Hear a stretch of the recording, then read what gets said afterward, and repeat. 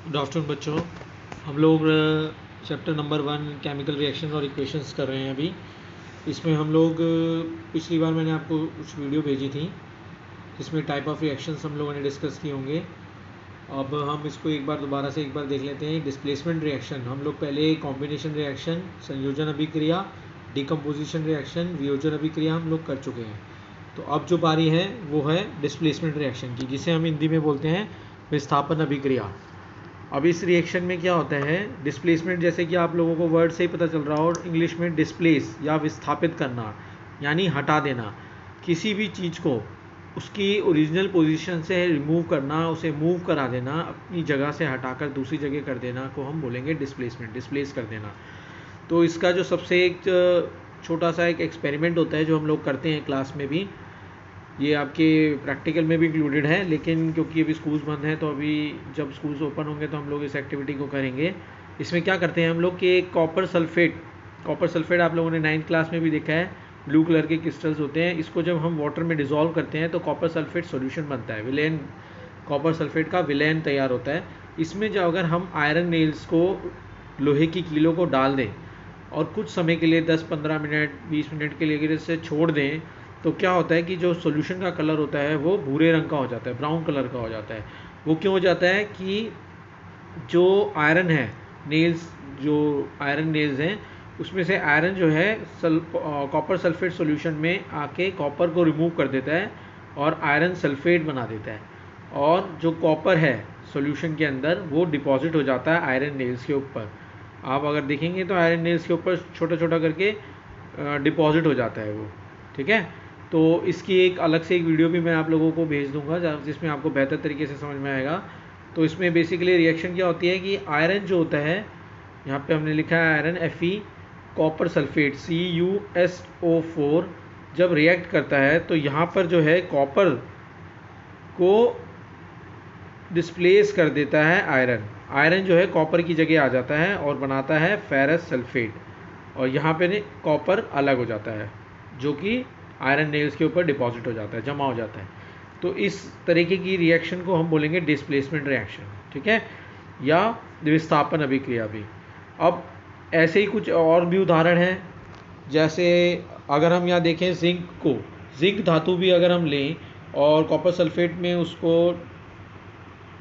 रख दें तो उनके बीच में भी एक रिएक्शन होगा जिसमें क्या होगा, जिंक जो है सल्फेट के साथ जुड़कर जिंक सल्फेट बनाएगी सॉल्यूशन में, और जो कॉपर होता है वो अलग हो जाता है।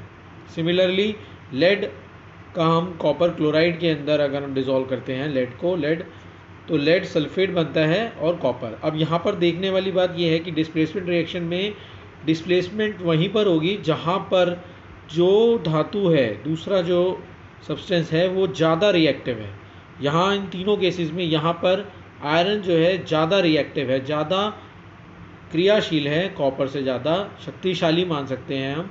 जैसे कि आप लोगों ने देखा कि अगर कोई दो व्यक्ति आपस में लड़ें और एक उसमें पहलवान हो, बहुत ताकतवर हो, और एक थोड़ा दुबला पतला सा हो, तो क्या होगा कि दुबला पतला जो है हो सकता है उसे वो हरा दे, तो आसानी से जो है जो पहलवान व्यक्ति है वो जीत जाएगा। तो सिमिलरली इसी रिएक्शन में भी क्या है कि ये तीनों जो हैं, आयरन, जिंक और लेड, इन तीनों रिएक्शंस में जो है रिएक्टिव हैं एज़ कंपेरिजन टू कॉपर की तुलना में ज़्यादा अधिक रिएक्टिव है। तो इस वजह से क्या होगा कि जिंक जो लेड है वो दोनों रिएक्टिव होने की वजह से कॉपर को रिमूव कर देते हैं, हटा देते हैं, हट जाओ। तो यहाँ पर जिंक और लेड दोनों ही कॉपर से अधिक क्रियाशील हो जाते हैं, ठीक है।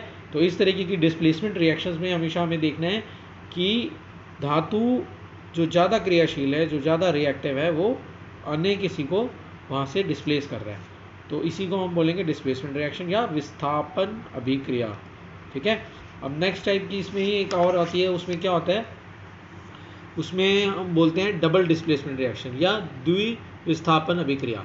इसमें क्या होता है, अगर हम उदाहरण के लिए लें तो इसमें भी एक एक्टिविटी आती है जिसमें हम सोडियम सल्फेट जो है उसका सॉल्यूशन लेते हैं एक टेस्ट ट्यूब में, और बेरियम क्लोराइड का एक सॉल्यूशन लेते हैं दूसरी टेस्ट ट्यूब में। अगर हम दोनों को मिक्स करने के बाद क्या होता है, यहाँ पर एक सफ़ेद रंग का, दूधिये रंग का, वाइट प्रेसिपिटेट, गाढ़े रंग का एक हमें कलर मिलता है जिसे हम वाइट प्रेसिपिटेट भी बोलते हैं, सफ़ेद रंग का अवशेप बोलेंगे हिंदी में, और वैसे बोलेंगे हम प्रेसिपिटेट। तो ये प्रेसिपिटेट किस वजह से बनता है, ये बेरियम सल्फेट बनने की वजह से। हुआ क्या रिएक्शन के अंदर, जो सोडियम सल्फेट हमने एक टेस्ट ट्यूब में लिया था और बेरियम क्लोराइड दूसरे में, जब हम दोनों को मिक्स किया तो दोनों के बीच में रिएक्शन हुई, और यहाँ रिएक्शन होने के कारण क्या हुआ कि ये जो सोडियम है ये यहाँ से क्लोराइड के पास चला जाता है और जो बेरियम है वो सल्फेट के पास चला जाता है। ये दोनों अपनी पोजीशंस को इंटरचेंज कर देते हैं, एक दूसरे से अदला बदली कर लेते हैं, और यहाँ बनता है बेरियम सल्फेट और यहाँ बनता है sodium chloride. Sodium chloride solution बन गया बेरियम क्लोराइड।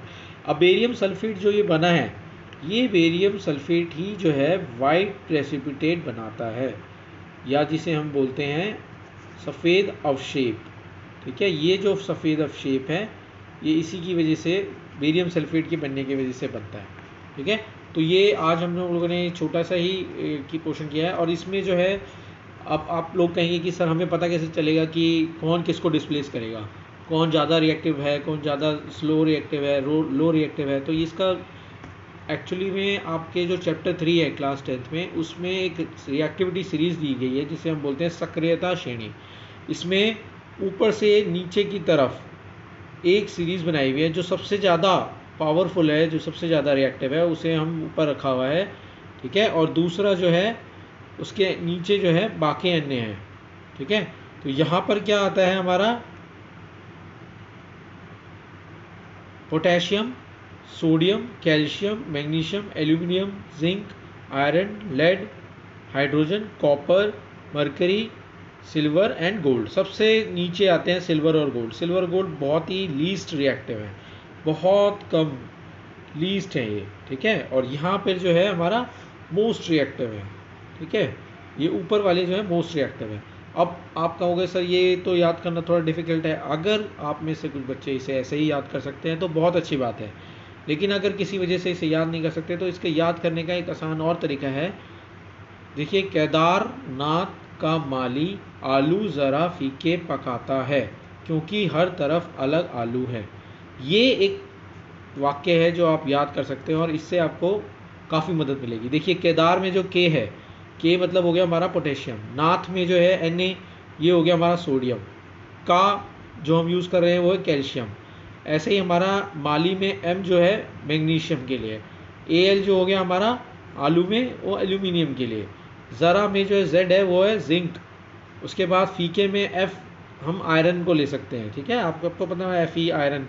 ठीक है, इसके बाद पकाता में P जो शब्द है यहाँ से बन रहा है लेड, और है मतलब H यानी हमारा हाइड्रोजन। ठीक है, इसके बाद क्योंकि में हम लोगों ने C लिया हुआ है, इसको ध्यान रखिएगा, क्योंकि, तो यहाँ पर जो है कॉपर हम लोगों ने इसको कंसीडर करना है। और उसके बाद है हमारा H मरकरी, उसके बाद है हमारा